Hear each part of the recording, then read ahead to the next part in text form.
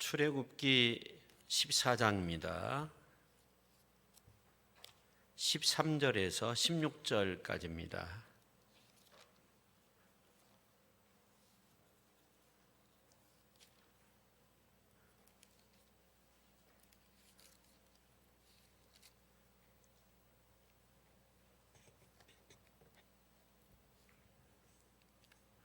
모세가 백성에게 이르되 너희는 두려워하지 말고 가만히 서서 여호와께서 오늘 너희를 위하여 행하시는 구원을 보라. 너희가 오늘 본 애굽 사람을 영원히 다시 보지 아니하리라.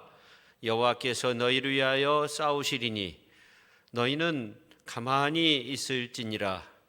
여호와께서 모세에게 이르시되 너는 어찌하여 내게 부르짖느냐. 이스라엘 자손에게 명령하여 앞으로 나아가게 하고 지팡이를 들고 손을 바다 위로 내밀어 그것이 갈라지게 하라. 이스라엘 자손이 바다 가운데서 마른 땅으로 행하리라. 아멘. 기도하겠습니다. 하나님 아버지, 오늘 이렇게 어려움 속에서도 하나님 앞에 예배드릴 수 있게 하여 주시니 감사드립니다. 이 시간은 말씀을 듣는 시간입니다. 말씀을 듣는 자나 전하는 자가 복되게 하시고 또 말씀을 통해서 우리의 삶이 새로워지는 은혜의 시간으로 성령 하나님 함께하여 주옵소서. 예수님의 이름으로 기도 올리옵나이다. 아멘.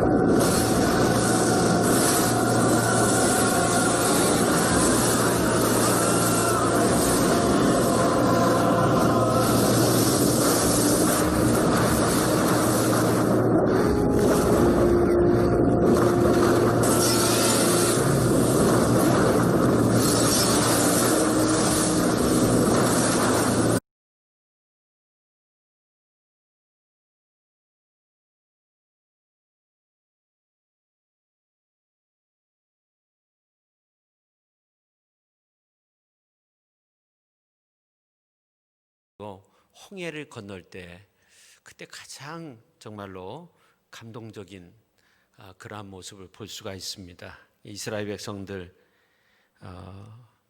종살이 할 때, 노예 생활할 때 아무런 희망이 없었어요. 근데 그들이 한 일이 있었어요. 그건 뭐냐면 하나님 앞에 간절히 기도했습니다. 성경에 보면 부르짖어 기도했다고 그렇게 말씀하고 있어요. 부르짖었다는 거죠. 그냥 대충 기도하는 그런 차원이 아니라 아주 간절하게 그렇게 기도했습니다. 그랬을 때 하나님께서 그 미디안 광야에서 피신 생활하는 모세를 부르죠. 모세를 통해서 이스라엘 백성들이 출애굽할 수 있는 그러한 길을 열으셨어요. 그래서 이제 하나님께서 애굽 나라에 10가지 재앙을 내리죠. 애굽의 잡신이라고 할 수 있는데, 애굽 사람들이 섬기는 그 어떤 피조물이지만 이렇게 섬기는 잡신들, 무슨 개구리나 무슨 독종이나 이러한 것들, 이 10가지를 다 이제 하나님께서 쓸어버리시죠. 잡신을 심판하시죠. 그게 이제 10개인데, 그 하나님이 내리신 10가지 그 재앙을 통해서 이스라엘 백성들이 정말 해방을 경험하게 돼요. 그래서 출애굽하게 되는데, 출애굽해가지고 이제 가다가 보니까 앞에 홍해가 있는 거예요. 근데 이 바로와 그 군대가 이스라엘 사람들을 죽이기 위해서 뒤쫓아옵니다. 말병거만 600승이라고 성경에서 말씀하고 있어요. 상당히 많은 바로의 그 군대들이 바로와 함께, 이거는 이제 10가지 어떤 재앙을 통해서 너무나 분노한 가운데 있었기 때문에 이스라엘 백성들을 다시금 데리고 가고 뭐 그런 차원이 아니라 완전히 그냥 쓸어버리려고 그렇게 뒤쫓아오게 되죠. 근데 앞에 홍해가 가로막혀 있었어요. 많은 이스라엘 백성들이 모세를 향해서, 하나님을 향해서 원망해요. 애굽에 매장지가 없어서 우리를 홍해 앞에 이르게 하고 이제 애굽 마병을 통해서 여기서 죽게 만드는 거냐, 그렇게 원망을 하죠. 그때 이제 모세가 오늘 이제 13절에 보면, 너희는 두려워하지 말고 가만히 있어서 여호와께서 오늘 너희를 위하여 행하시는 구원을 보라. 너희가 본 애굽 사람을 이제 영원히 다시 보지 못하리라, 그런 말을 해요. 그러면서 모세도 하나님 앞에 부르짖어 기도합니다. 간절히 기도했다는 거죠. 그때 하나님께서 모세에게 주신 말씀이 오늘 이제 15절에 기록이 되어져 있습니다. 우리가 15절 말씀 같이 한번 읽겠습니다. 여호와께서 모세에게 이르시되 너는 어찌하여 내게 부르짖느냐, 이스라엘 자손에게 명령하여 앞으로 나가게 하고. 아멘.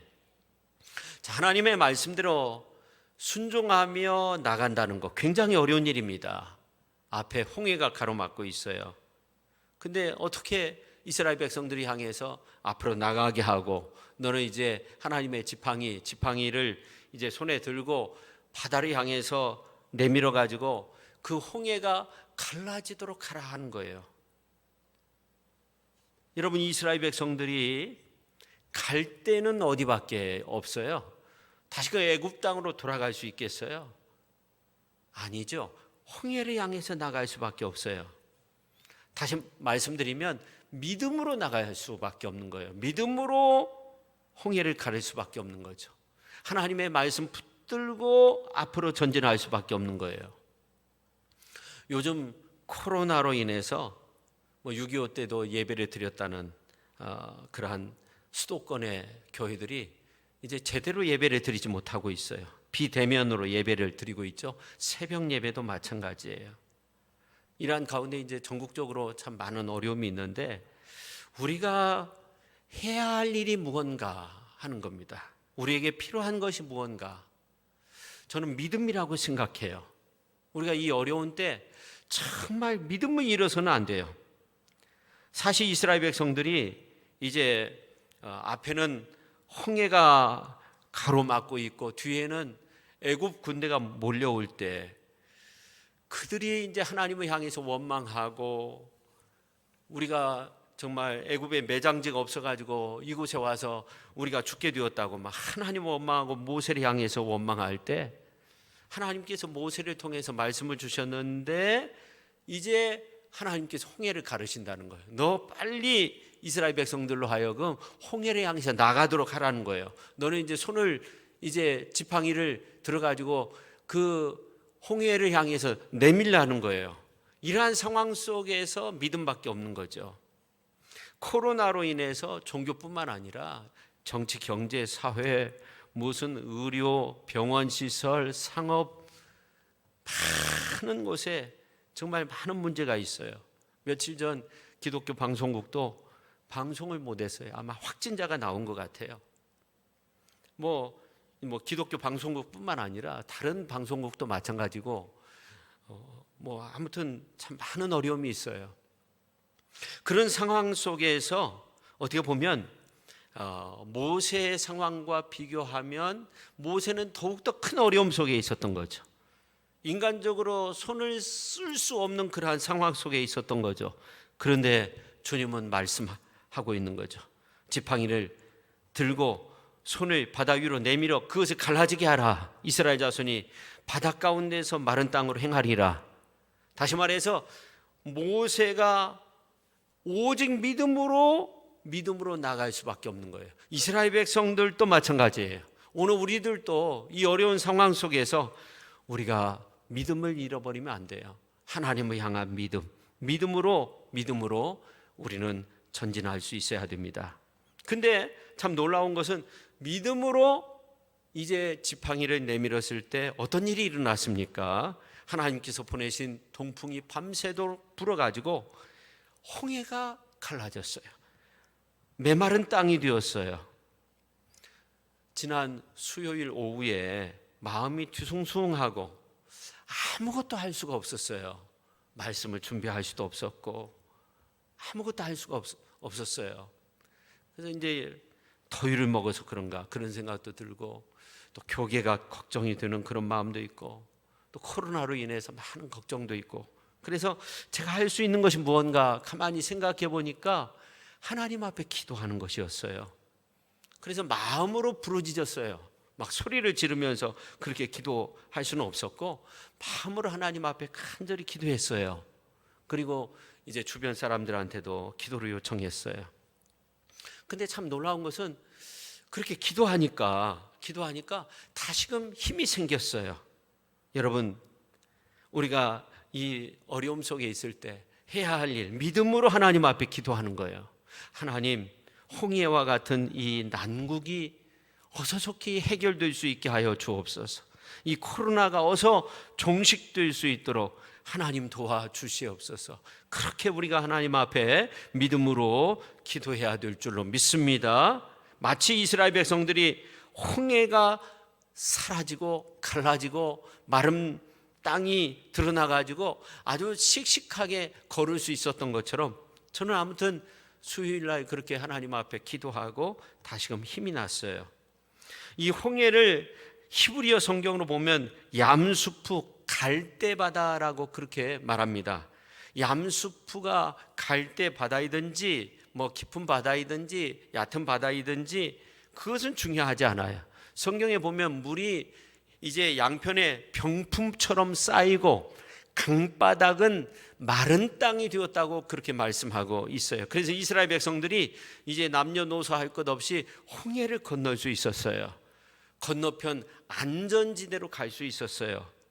그런데 이스라엘 백성들을 뒤쫓아오던 애굽 군사들은 어떻게 됐어요? 홍해 물속에 수장이 됐어요. 성도 여러분, 우리가 오직 믿음으로 그렇게 하나님 앞에 기도하면서 나가면 이제 우리를 위협하는 이러한 모든 어떤 환경적인 요소, 많은 문제들이 다 해결함 받을 줄로 믿습니다. 그런 믿음으로써 우리가 다시 한번 무장해야 돼요. 우리는 인생 살아오면서 우리의 가슴 속에 건너지 못할 이 홍해와 같은 그러한 문제들이 참 많이 있었어요. 사실 우리의 죄악으로 인한 갖가지 문제가 너무나도 많이 있습니다. 이러한 수많은 문제는 우리의 마음속에서 더 깊은 홍해수를 만들어 버리는 거예요. 그래서 은혜의 바다로 나아가지 못하게 만드는 거예요. 그러면 오늘 우리가 어떻게 우리의 가슴 속에 홍해를 가르고 주께서 예비하신 축복의 땅에 도달할 수 있는가? 안전한 가나안 땅에 도달할 수 있는가? 우리가 오늘 이제 말씀을 통해서 함께 살펴보도록 하겠어요. 그러면 모세의 지팡이는 어디에 있는가? 오늘 우리의 삶 속에서 과연 모세의 지팡이는 무엇일까? 한번 생각해 보면 이 야훼 하나님은 모세가 지팡이를 내밀어 홍해를 가를 수 있도록 하신 것처럼 하나님은 우리를 위해서 2000년 전 갈보리 언덕에 예수 그리스도를 십자가에 못 박으셨어요. 그리고 그 십자가의 은혜를 우리에게 주셨어요. 그렇습니다. 모세의 손에 들린 지팡이를 통해 하나님께서 능력과 권세로 역사하셨던 것처럼 오늘 우리 손에 들린 이 십자가를 통해서 야훼 하나님께서는 우리의 가슴 속에 출렁이고 있는 이러한 홍해를 완전히 갈라주시고 그 가운데서 정말 사방의 평안함과 또 하나님의 은혜 속에 살 수 있도록 우리의 삶을 이끌어 주시는 줄로 믿습니다. 첫째, 세속의 홍해를 갈라야 됩니다. 이 세상은 세속의 홍해가 넘쳐나고 있어요. 사도 요한은 요한 1서 2장 16절에 있는 말씀을 보면 이는 세상에 있는 모든 것이 육신의 정욕과 안목의 정욕과 이생의 자랑이니 다 아버지께로 온 것이 아니요 세상으로부터 온 것이라고 그렇게 말씀하고 있어요. 오늘 우리 생활 주변을 보면 세속적인 것들이 가득 차 있어요. 근본 서울 사랑교회, 사랑제일교회 그 모습도 저는 이와 비슷하다고 생각해요. 재개발 보상금을 시에서 83억 정도 제시했는데 정광훈 목사와 그 교회는 7배에 달하는 563억 원을 요구했어요. 물론 이제 부당한 부분도 있어서 요구를 할 수 있지만 7배에 달하는 그러한 엄청난 돈을 요구했어요. 그러니까 시에서 허락할 수 없죠. 강제 철거 들어간다고 하니까 그 교회에서 이제 수십 명의 사람들이 이제 숙식을 하면서 그곳에서 지낸 거예요. 이제 교회를 지킨다고 그런 일을 한 거예요. 그래서 이번에 정말 큰 일을 키웠잖아요. 그리고 이제 그 교회에서 무슨 이제 전국적으로 사람들이 모여가지고 아무튼 그 교회는 이 코로나 때 엄청나게 사람들이 몰리는 교회가 돼가지고 조그마한 공간에 수천 명의 사람들이 모여서 집회를 하니까 완전히 확산이 된 거예요. 결국 특정인의 이기주의, 어떤 세속화, 이러한 것들이 다른 교회 그리고 국가에 엄청난 피해를 주고 있어요. 우리가 그뿐만이 아니라 라디오를 들어도 어떤 신문, 잡지 이러한 것들을 보아도 이 세속의 물결이 가득 차 있는 것들을 볼 수가 있어요. 하나님의 나라를 그 속에서 볼 수가 없어요. 그런데 이렇게 겹겹이 담을 치고 찾아오는 이 세속의 홍해수를 우리가 어떻게 가를 수 있을까? 우리가 한번 생각해 보면 이 골로새서 2장 15절에 있는 말씀을 보니까 이렇게 말씀하고 있어요. 통치자들과 권세들을 무력화하여 드러내어 구경거리로 삼으시고 십자가로 그들을 이기셨느니라 그렇게 말씀하고 있어요. 우리말 성경으로 보면 또한 십자가로 권력들과 권세들을 무장 해제시키시고 그들을 공개적인 구경거리가 되게 하셨습니다. 그렇게 말씀하고 있어요. 그러니까 십자가로 그 세속의 물결을 우리가 이길 수 있는 거예요. 다시 말해서 십자가를 통해서만이 세속의 홍해수를 가를 수 있고 우리의 가슴 속에 하나님의 나라가 임하는 그러한 은혜를 누릴 수 있는 겁니다. 어느 누가 세상을 이길 수 있을까요? 예수님의 십자가를 가슴에 안으면 피말리는 세속의 굴레에서 벗어나서 하나님의 영광의 나라 가운데 우리가 살 수 있는 겁니다. 아무쪼록 예수 그리스도의 십자가를 붙들고 우리가 이 어려움 많은 시대 속에서 승리할 수 있다는 놀라운 사실을 기억하시는 우리 귀한 성도님들이 다 되실 수 있기를 예수님의 이름으로 축원합니다. 그 다음에 두 번째, 질병의 홍해를 갈라야 된다 하는 겁니다. 우리는 태어날 때부터 수많은 질병과 싸우면서 살고 있어요. 요즘은 코로나로 인해서 얼마나 많은 이제 어려움 속에 있습니까? 그리고 열사병으로 인해서 그 외에도 알 수 없는 질병들이 너무나도 많이 있습니다. 이러한 질병의 홍해 속에서 우리가 살고 있습니다. 그런데 이 질병은 육신의 병뿐만 아니라 마음의 병도 있고 영적인 병도 있어요.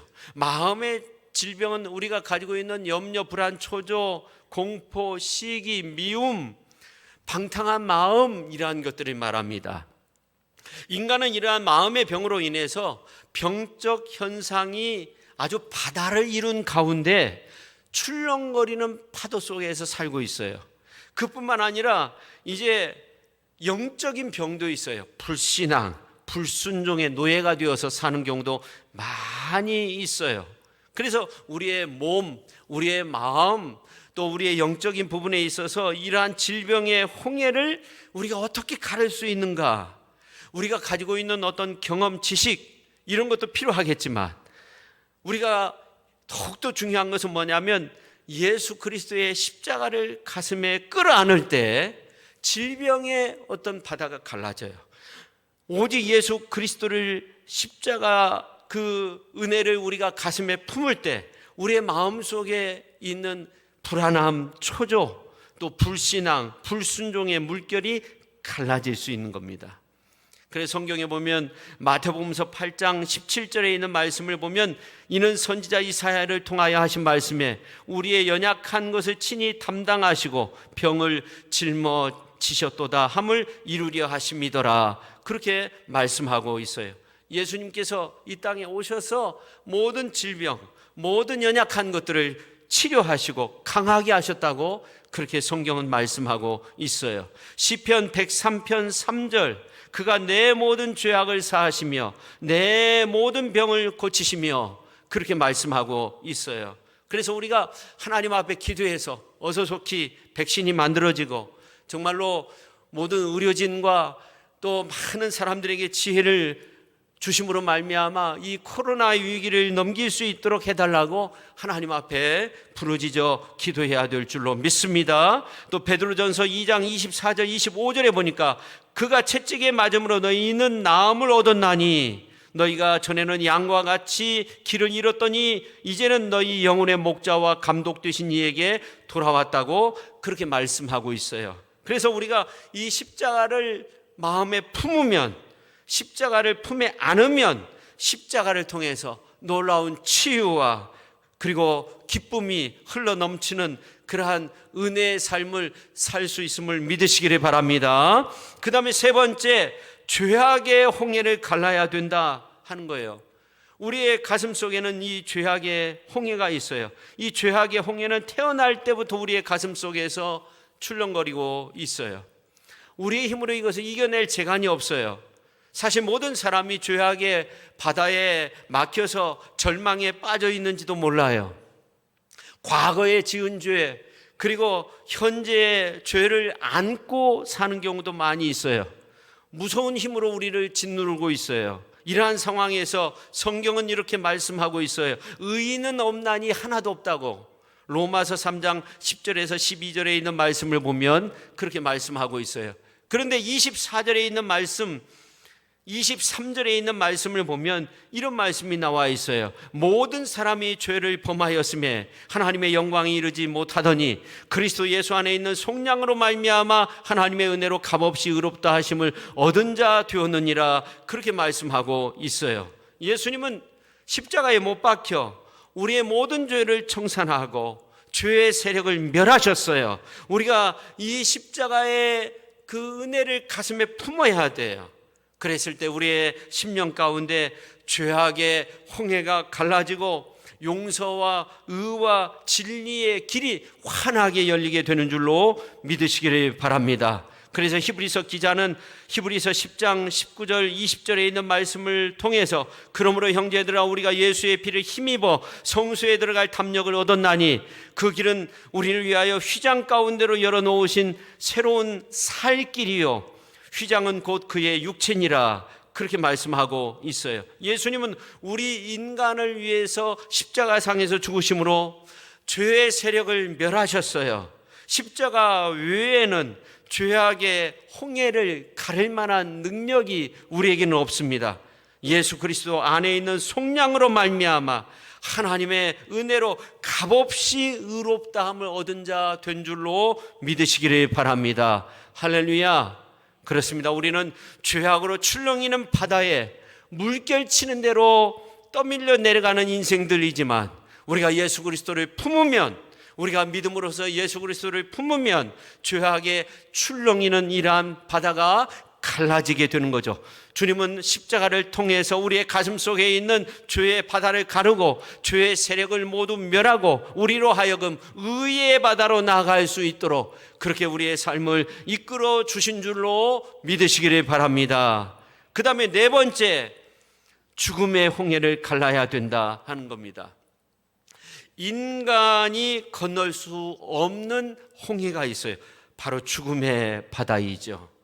그런데 오직 한 분 예수님께서 이 땅에 오셔서 우리의 모든 죄와 허물을 다 짊어지시고 십자가상에서 죽으셨어요. 그리고 부활하셨어요. 그리고 죽음의 홍해를 가르셨어요.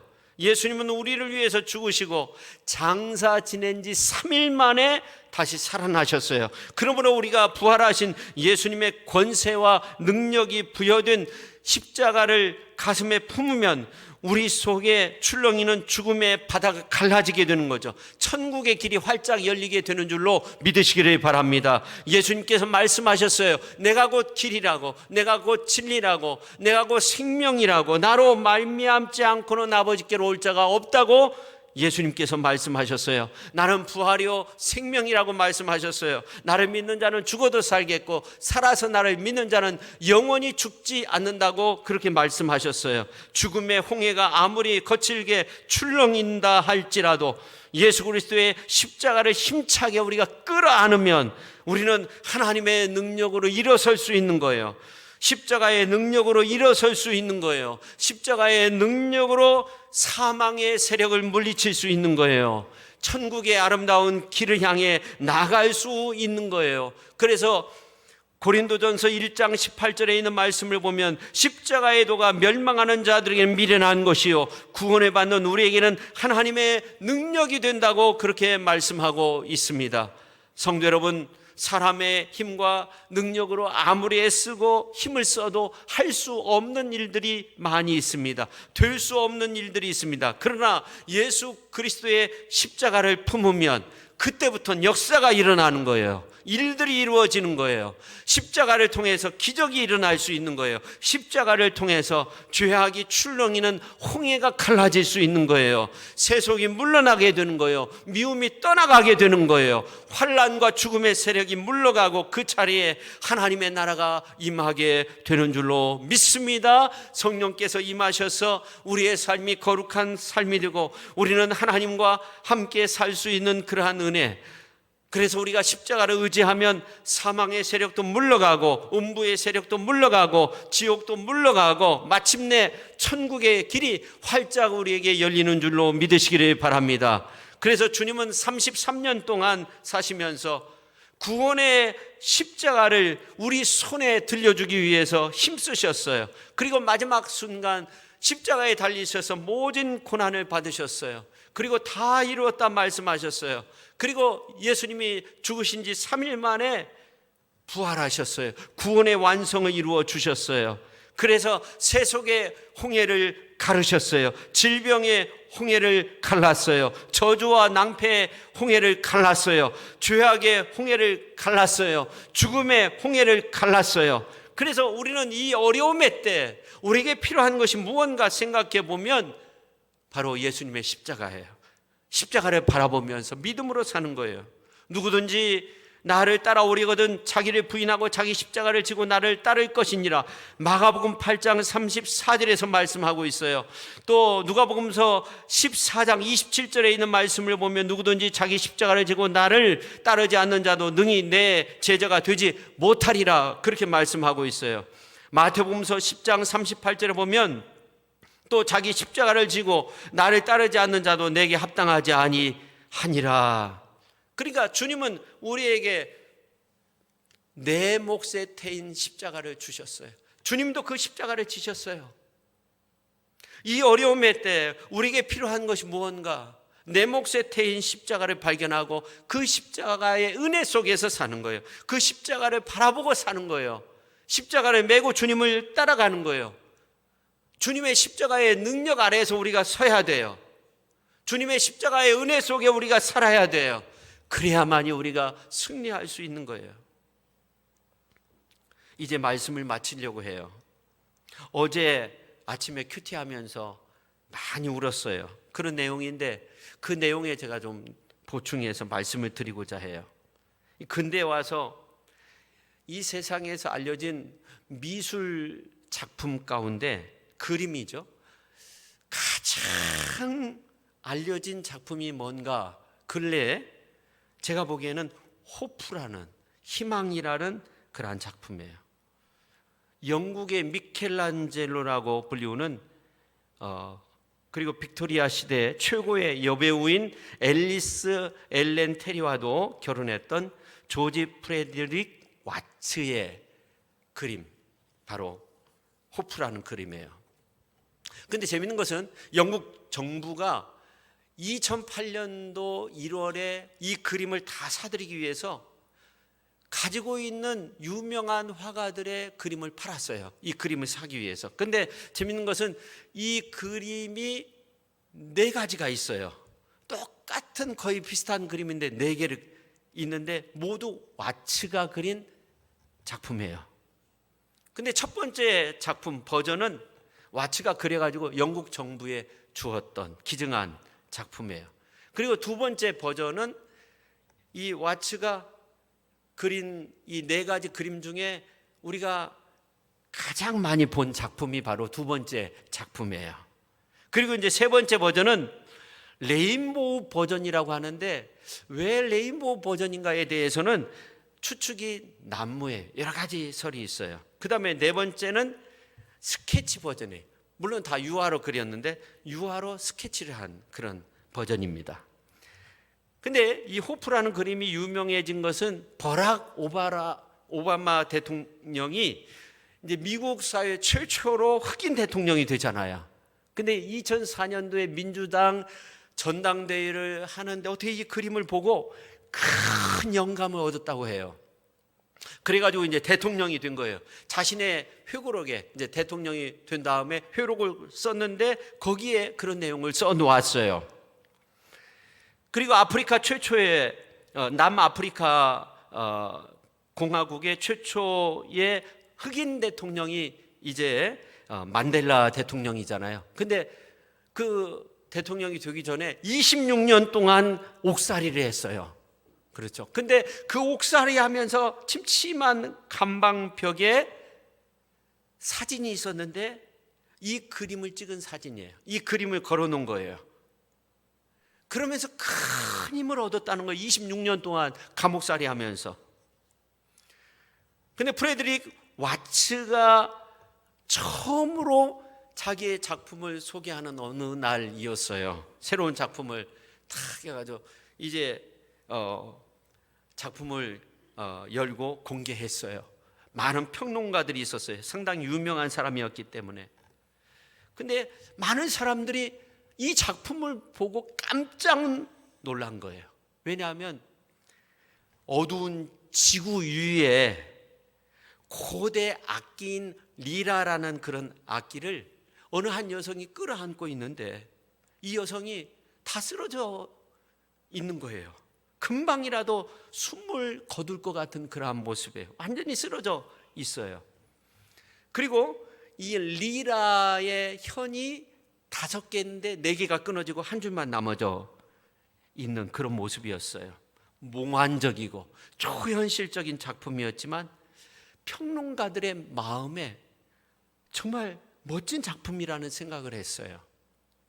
그러면서 이제 그림을 평론하는 사람들이 이제 어떤 생각을 했냐면 이 작품의 제목은 분명 절망일 거다. 그렇게 예상을 했는데 와츠가 등장을 해서 이 작품의 이름을 발표하겠습니다 하면서 여러분이 보고 있는 이 작품은 희망입니다. 희망이라는 거예요. 지금 여러분이 보고 계시는 이 작품에서 이 커다란 원은 지구를 의미한다는 거예요. 그리고 5줄 중에 4줄이 다 끊기고 한 줄만 남겨져 있는데 우리가 그토록 기다리고 있는 희망입니다. 그 한 줄이 희망이라는 거예요.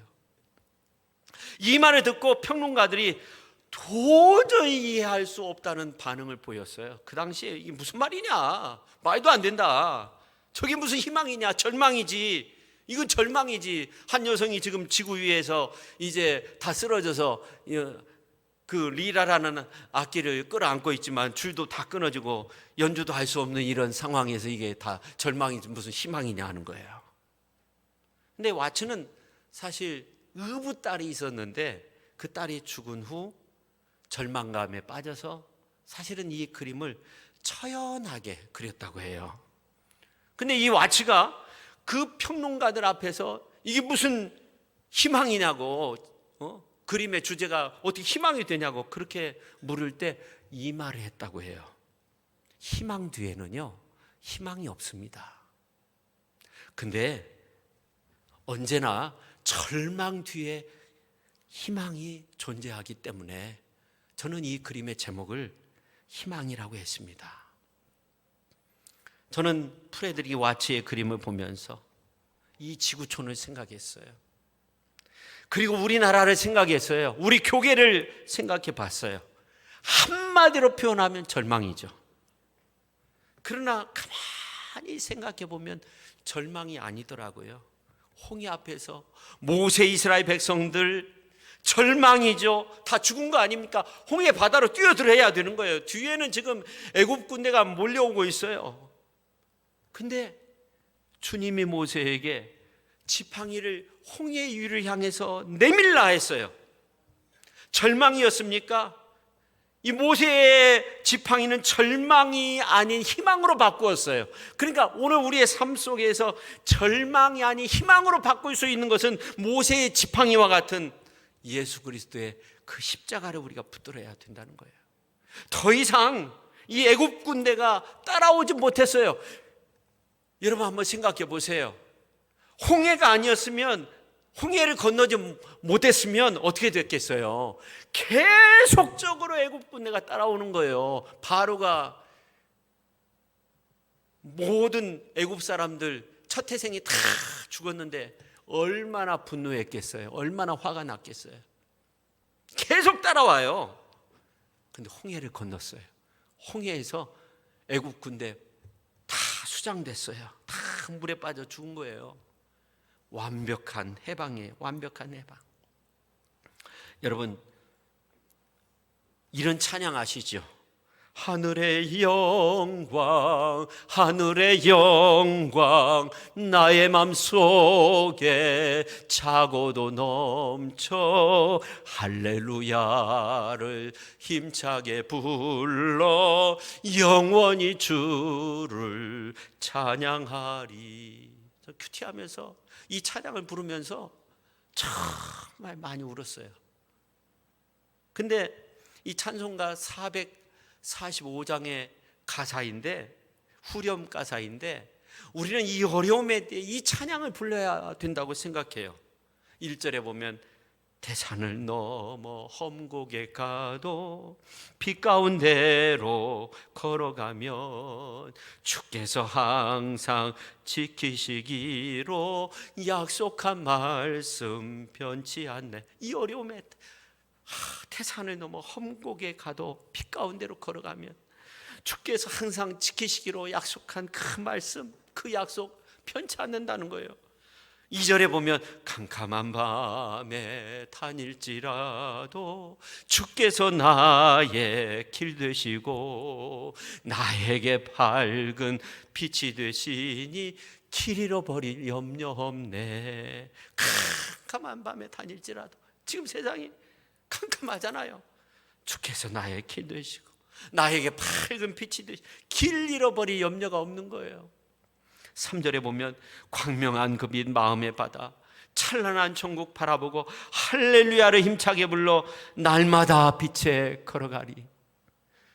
그래서 하늘의 영광, 하늘의 영광, 나의 마음속에 차고도 넘쳐 할렐루야를 힘차게 불러 영원히 주를 찬양하리. 성도 여러분, 죽을 수밖에 없는 우리였기 때문에 주님이라는 그 희망이라는 이 존재가, 주님이 우리에게 온 거예요. 그 희망이 우리에게 온 거예요. 희망이 존재할 수 있었던 거예요. 죽을 수밖에 없는 우리 인생이었기 때문에 예수님이 십자가에 못 박혀가지고 꼼짝 못하는 가운데 있어요. 양손 박혀가지고 꼼짝 못해요. 그게 절망입니까? 절망으로 끝났습니까? 희망이었죠. 나를 위해 세상에 오신 주님을 바라보면서 우리가 희망을 품어야 된다는 거예요. 그리고 여러분 이렇게 기도하십시오. 주님, 사망의 골짜기에서도 지켜주신 주님을 나는 믿습니다.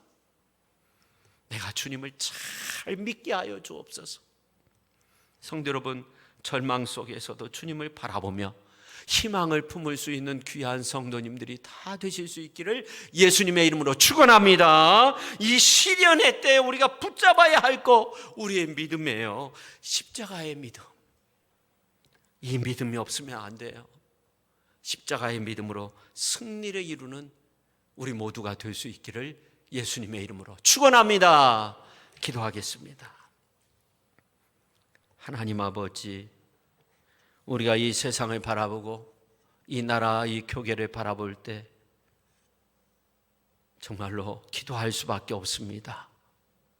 그러나 우리가 예수 그리스도의 십자가 안에서 희망을 얻게 하시고 희망을 찾게 하여 주셔서 희망찬 내일을 향해서 나아갈 수 있게 하여 주시니 감사드립니다.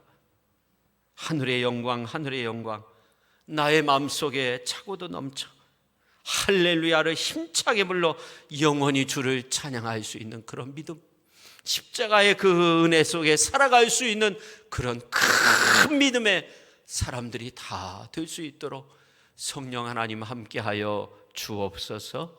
예수님의 이름으로 기도 올리옵나이다. 아멘.